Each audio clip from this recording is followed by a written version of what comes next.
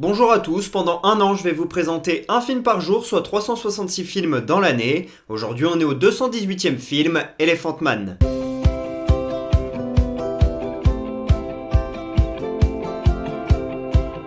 Elephant Man est un film sorti en 1980, réalisé par David Lynch. Ça raconte l'histoire de Joseph Merrick, un homme qui a vécu à la fin du 19e siècle et qui avait des déformations physiques. Il avait une tête trop grosse qui l'handicapait, l'empêchait de dormir allongé, et puis il avait également des malformations au niveau du corps. Cet homme est joué par John Hurt, qui est absolument méconnaissable. Anthony Hopkins joue le docteur qui veille sur lui, Frederick Treves, qui a écrit une biographie de Joseph Merrick et qui a été hyper utile pour réaliser ce film, qui a d'ailleurs remporté le César du meilleur film étranger, ainsi que 3 BAFTA, l'équivalent des Césars mais en Angleterre, et il a été nommé à 8 Oscars mais n'en a pas remporté un seul. Et le film il est réalisé par David Lynch, qui tourne ici en noir et blanc, et on voit déjà les prémices de son art, c'est-à-dire un film sombre, très émotionnel, un petit peu effrayant et qui nous met dans un sentiment assez inconfortable. On le verra dans la plupart de ses autres films, notamment Mulholland Drive qui m'a pas mal marqué.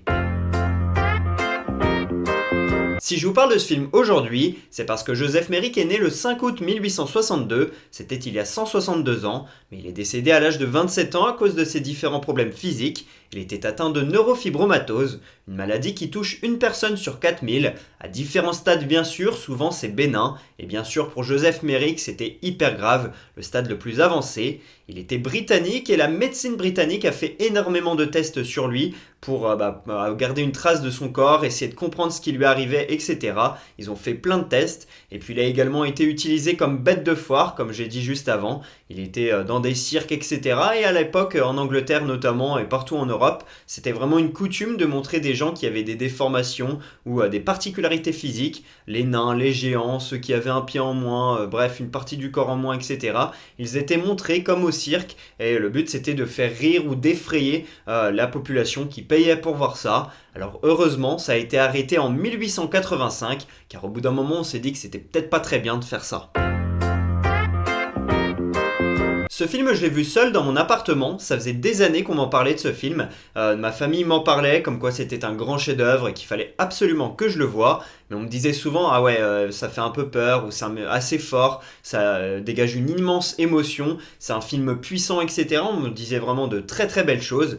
Et donc je voulais le voir aussi dans de bonnes conditions, quand j'étais prêt à recevoir ce message, à des images un petit peu qui peuvent au début effrayer, etc. Donc j'ai pas mal attendu avant de le voir, aussi d'attendre qu'il soit dispo. Et puis je crois que je l'ai vu à un moment donné sur MyCanal, et j'étais donc une soirée classique où j'étais tout seul, et j'ai bien fait de le regarder parce que j'ai kiffé ce film. Je mets un 19 à ce film, j'aime beaucoup comment on évolue en même temps que le personnage et en même temps que le film. Au début on voit Elephant Man, il est vraiment effrayant, on ne voit que de brèves images de lui, il nous fait peur et on est un peu comme les gens autour de lui, on a peur de ce monstre puisque les gens le voient comme un monstre, et puis petit à petit on apprend à le connaître, à voir qui il est, à se rendre compte que c'est vraiment un être humain qui a un cœur qui bat à l'intérieur de ça et qu'il souffre énormément du regard des autres, qui déjà en 2024 serait terrible, mais alors à la fin du 19e siècle, autant vous dire que c'est absolument abominable, et donc on a beaucoup de pitié pour lui, on a envie qu'il arrive à s'en sortir malgré ses problèmes physiques et le jugement de la société qui essaie de profiter de lui, etc. Donc bref, on a de forts sentiments dans ce film, et en plus de ça c'est tourné en noir et blanc, donc ça apporte beaucoup d'émotions, et ça permet de se concentrer un peu moins sur le décor, un peu moins sur tout ce qui va environner dans l'environnement du film, mais plutôt se concentrer sur le personnage en tant que tel et ce qu'il va traverser. Et personnellement j'adore le noir et blanc au cinéma, donc là je me suis régalé.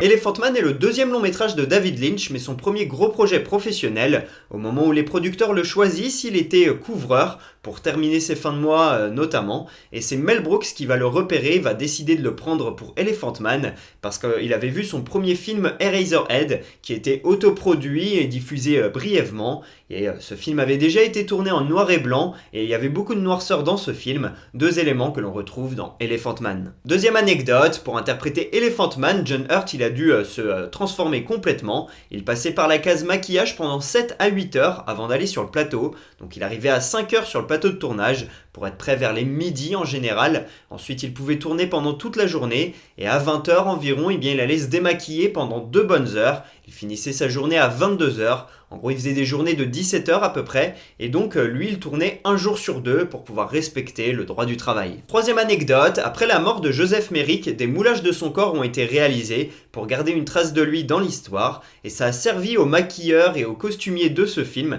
qui ont pu reprendre ce moulage pour faire celui de John Hurt, et donc du Elephant Man que l'on voit dans ce film. Voilà pour ce 218e épisode d'Un jour un film. J'espère que je vous aurai donné envie de regarder Elephant Man. Pour ma part, je vous dis à demain pour parler du 219e film de l'année. Et pour que vous sachiez de quel film on va parler, un petit indice, Homme mort. Dites-moi en commentaire si vous voyez de quel film on va parler. À demain.